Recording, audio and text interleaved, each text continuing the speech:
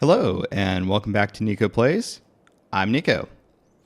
If you're interested in a game where you can have a big impact on the world, then Pax Dei might be for you, but that is a very big might. I have about 30 hours in the game so far, and I feel like I have a pretty decent understanding of it, so I thought I'd do a quick review for anyone who might be interested in learning more about the game to see if it might be right for them. Pax Dei is developed by Mainframe Industries and is described as a social sandbox MMO. I feel like it's kind of like a survival sandbox MMO, but isn't quite that exactly. It is intended to be heavy on the social aspect of the game, and the developers have really emphasized the importance of community within the game. It entered early access on June 18th of 2024, and it's expected to be in early access for at least a year. You can purchase it today for between $40 and $100, depending on which package you pick up. The game is in early access, and it's a pretty rough early access still. Sometimes when a game goes to early access, it's nearly complete. That is not the situation. The devs have been very upfront about the fact that this game is far from finished. According to a post on the website, and I quote, "The game is still in alpha, heavily in development, and not yet feature complete." There are many aspects where the developers are looking for community feedback, and they thought it would be more valuable to release the game at this stage in order to get that. With the current state, there will be bugs, game mechanics may end up changing, and there will be wipes that reset all of your progress. Not everyone wants this type of experience, so I want to make sure you know what you're signing up for if you decide to get into this. The game is going to evolve over time, but it's probably going to be a rocky journey. Resource gathering and crafting are the foundational gameplay loops. Gathering materials can be a pretty relaxing experience, but inventory limitations can be a challenge and a bit of an annoyance. You'll be making lots of trips to gather resources. Since you have to gather so often, you'll want to make sure that you put your plot somewhere that isn't too far away from the gathering spots. With all of those resources that you gather, you will be crafting things. There are two types of crafting stations. One is where something is just created right away, and the other is where you queue something up to be produced over time. For the items that you create immediately, there is a bit of RNG involved, where the higher level the item, it will be more difficult to make, and the higher level your skill relative to that will make it more likely for you to produce that item. For the time-based stations, you just need to have the right level and the mats, but be warned that some of the items you queue up will take a decent amount of real-world time. For example, iron ingots are going to take an hour of real time to be produced. This leads to building a lot of the same station in order to speed up your production. The game world in early access is around 300 square kilometers, with plans to expand that later. Exploration is a big part of the game.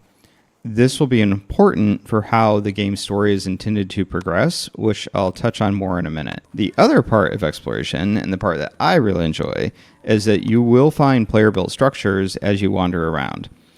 I find that getting to discover the creations from other players and really appreciate the time and effort that they put into building these things has been really part of the enjoyment I've gotten out of this game.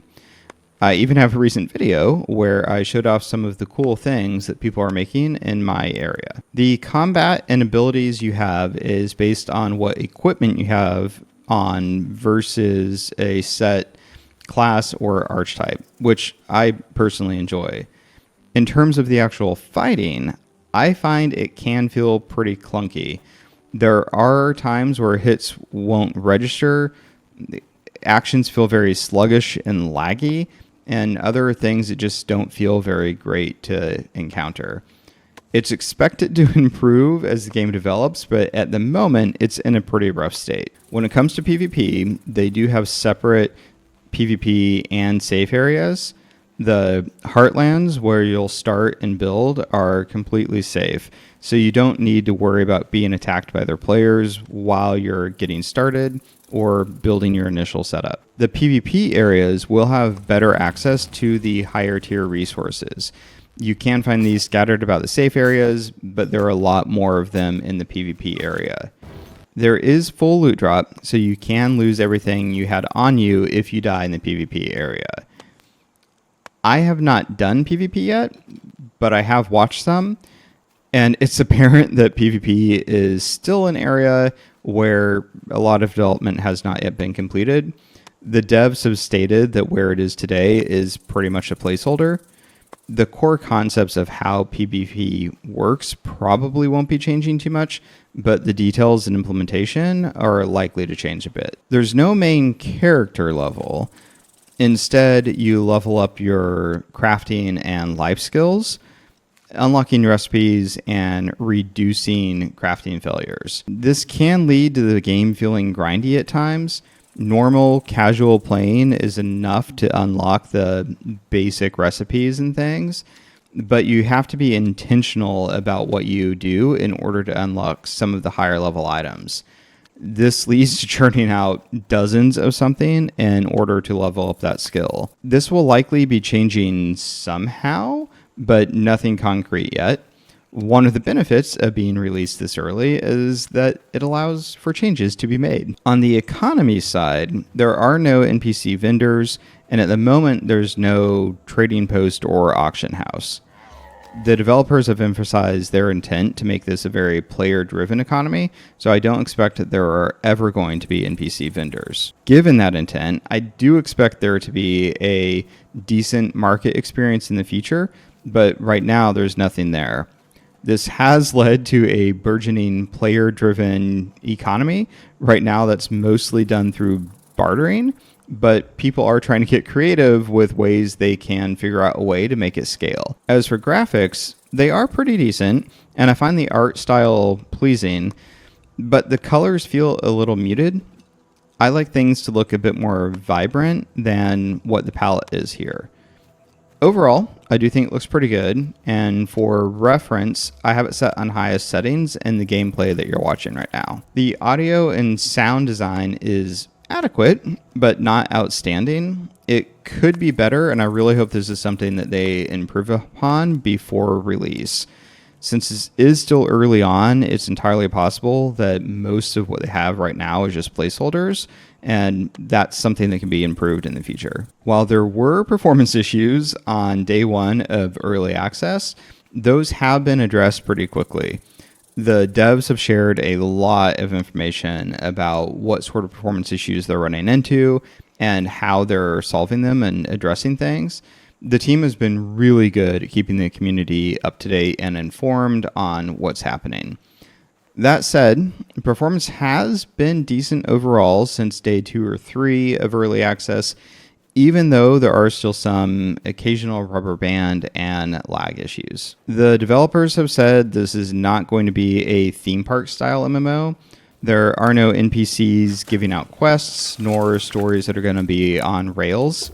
I mentioned earlier that exploration is going to be a really big part of the story, and that's because you're going to need to discover the lore and world building through exploration.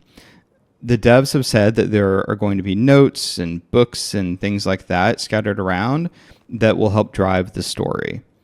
I believe their hope is that the story is going to be more built through emergent gameplay versus following a quest chain that will be given to you by some NPC. So for my initial impressions, I have been enjoying the game pretty much so far. It's pretty chill, and it's really fun to see what other players are building, despite some of the early issues.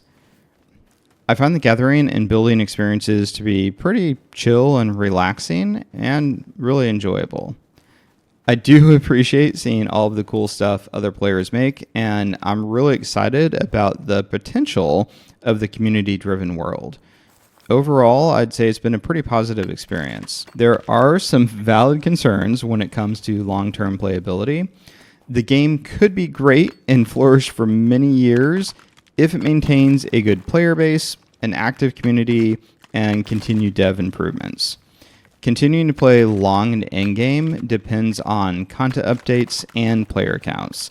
And even with a heavy emphasis on community-driven content, there will still need to be content updates put out by development. It's going to get to be like, once I build my masterpiece, what's next? Before my final thoughts, let's do a quick rundown of the pros and cons. On the pros, we have fairly extensive crafting options. Gathering and building can be a chill, relaxing experience. It's great for building unique structures and showing off your skills.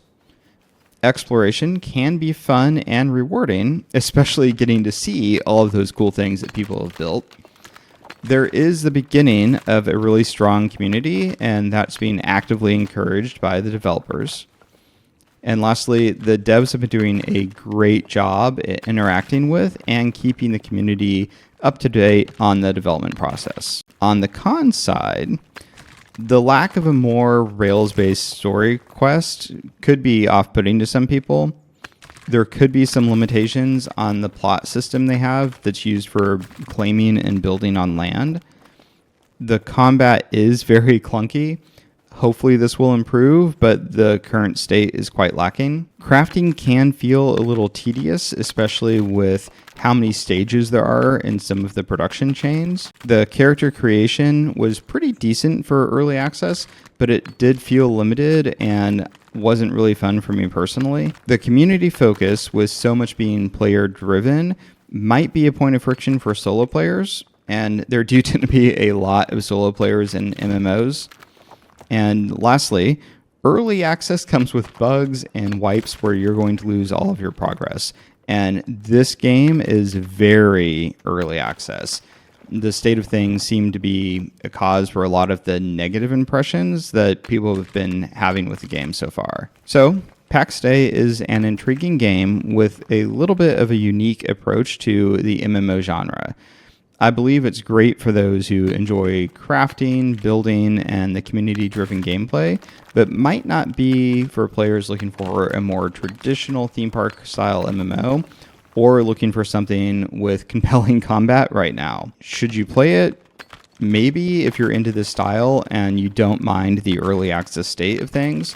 It's probably not for you if you prefer the more structured mechanics or games that are really heavy on the story, or are just looking for a game that's more complete. It is also a decent amount of money to spend at this stage in the game's life. I know that I will get my money's worth out of it, but not everyone is going to feel that way. If you enjoyed this review, please like, comment, and subscribe. It really helps me out, and I would really love your feedback. Also, let me know what you think. Down in the comments, share your thoughts on Pax Dei. Thanks for watching, and until next time.